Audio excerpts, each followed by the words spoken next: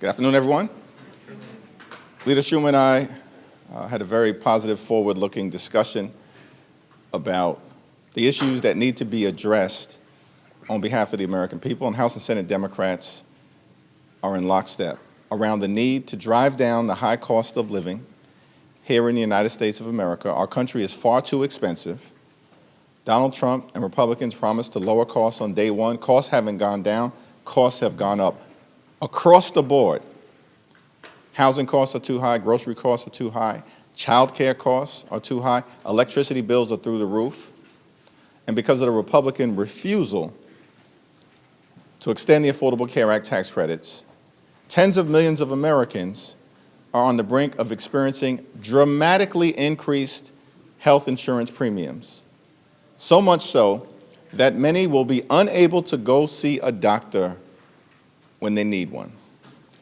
And so we stand together, continuing the fight to address the Republican health care crisis and fix our broken health care system. And what's immediately in front of us right now is the need to extend the Affordable Care Act tax credits.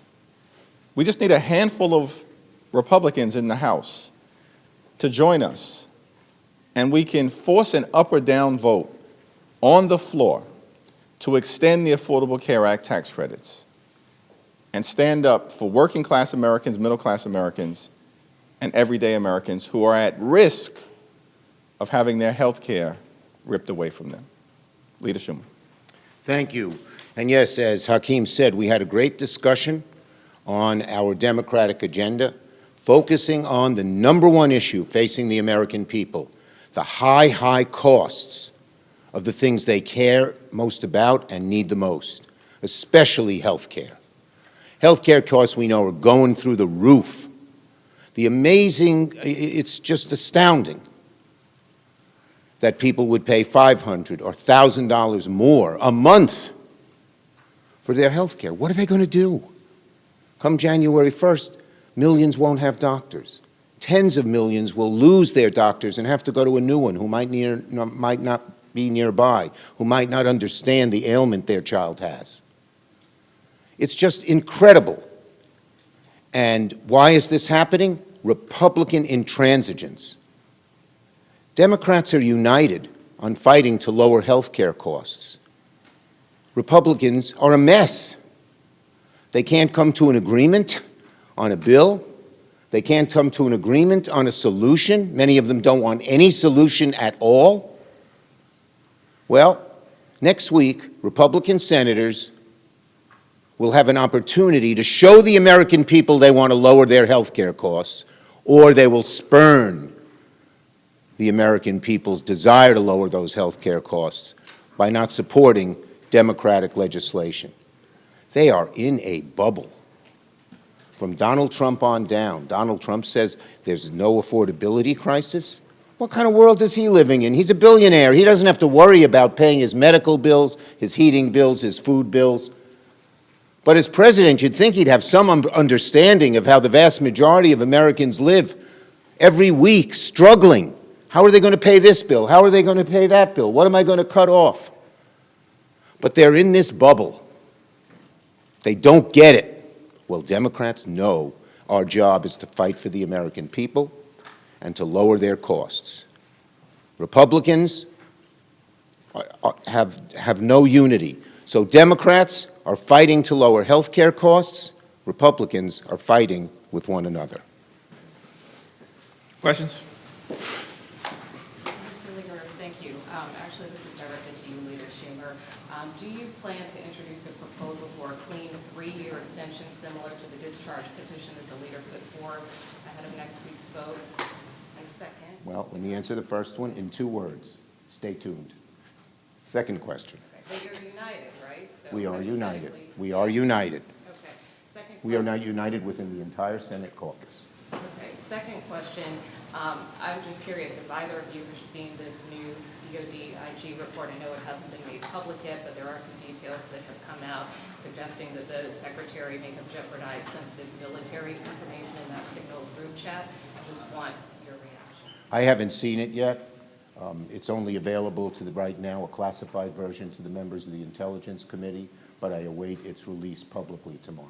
Yeah, I have not seen the report. Pete Hegseth is the most unqualified Secretary of Defense in American history.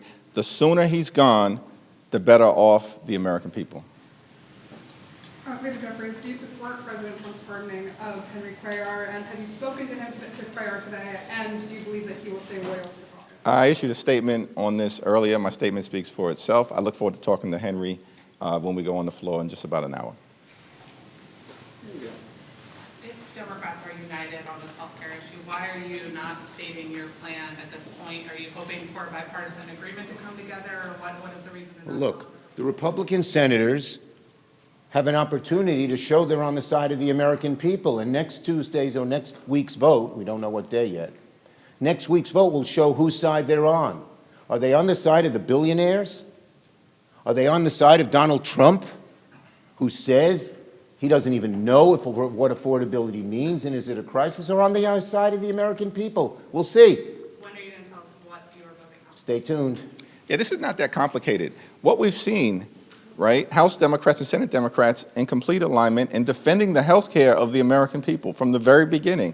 Every single House Democrat, every single Senate Democrat opposing the one big ugly bill. Why? Because it enacted the largest cut to Medicaid in American history. It literally ripped insurance away from about 14 million people all across the country, including in rural America. At the same time, Democrats standing united against the one big ugly bill. Why? Because it set in motion hospitals, nursing homes, community-based health centers closing all across the country.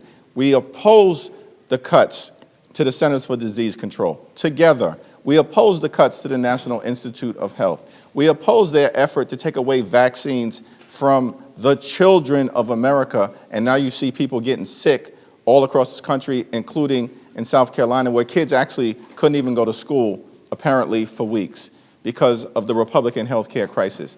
And we're standing together in fighting to extend the Affordable Care Act tax credits. Thank you. Leader Schumer said that Republicans will have a chance to support some piece of legislation next week, but Speaker Johnson reportedly told President Trump to pull back his plan that he reportedly planned to put forward. So even if something happens in the Senate next week, how are you thinking about what's happening over on your side of the Capitol in terms of, Speaker Johnson not supporting any type of conversation around extending these tax credits at this point? Well, Mike Johnson has consistently made his position clear. He's got zero interest in protecting the health care of the American people. And these folks over on the House side, these Republicans, they've tried to repeal the Affordable Care Act more than 70 different times. We know who they are. They've shown the American people this consistently. And the American people know that Democrats in the House and Senate are actually fighting to make their life better, fighting to lower the high cost of living, fighting to address the Republican health care crisis and fix our broken health care system. In terms of movement in the House, all 214 House Democrats have signed the discharge petition that will force an up or down vote. All we need are 4 House Republicans to join us. There are 219 of them. All we need are 4. Dozens have said that they were prepared to work with Democrats to extend the Affordable Care Act tax credits in the aftermath of the Trump Republican shutdown ending. The Trump Republican shutdown's over. And now we've got a vehicle here in the House. All we need are 4 Republicans to join us, and we can prevent tens of millions of people from having dramatically increased health insurance costs. In some cases, $1,000 or $2,000 per month in terms of the increases that everyday Americans will be forced to endure. That's unacceptable, particularly in the wealthiest country in the history of the world. I would say this, the petition, the discharge petition in the House and the vote next week in the Senate are going to be one of the most important moments in this whole Congress. Since 1993, there's been a fight between the two parties, since Hillary Clinton proposed a health care proposal back then. And that is, who is going to lower your costs? Who is going to make health care more affordable? Who is on your side when all the special interests aren't? That's what's happened throughout. And this is an important moment. Will Republican senators join us to lower costs? Will a handful of House members join the discharge petition? It's in their hands. It's in their hands, and the American people know it. Thank you. If Democrats are united behind the plan, does that mean that negotiations with Senate Republicans on a bipartisan proposal are over? Look, we're willing to negotiate with anyone who will really lower health care costs. So far, they're so flummoxed, they're not even able to negotiate among themselves. That would be the first step, wouldn't it? Last question. Is December the end of this fight, or could these credits be extended in January? I understand it's probably more complicated, but is it possible with December? Listen, we're in this fight until we win this fight on behalf of the American people. That means extending the Affordable Care Act tax credits, and the clock is ticking. We need to do this prior to December 31st. There's no reason not to. These Republicans raced in the middle of this year to enact massive tax breaks for their billionaire donors. They raced back to Congress here in the House of Representatives on July 3rd in order to pass their one big ugly bill and to make those massive tax breaks for their donors permanent. And yet they've shown zero urgency when it comes to protecting the health care of the American people. And we're going to continue to fight this battle until we're successful. And hopefully, just a handful of Republicans in the House and in the Senate will join us so we can get this done before the end of the year. You're going to hear about the high costs that Americans have to pay for so many important things, especially health care, over and over and over again throughout this next month and all of next year.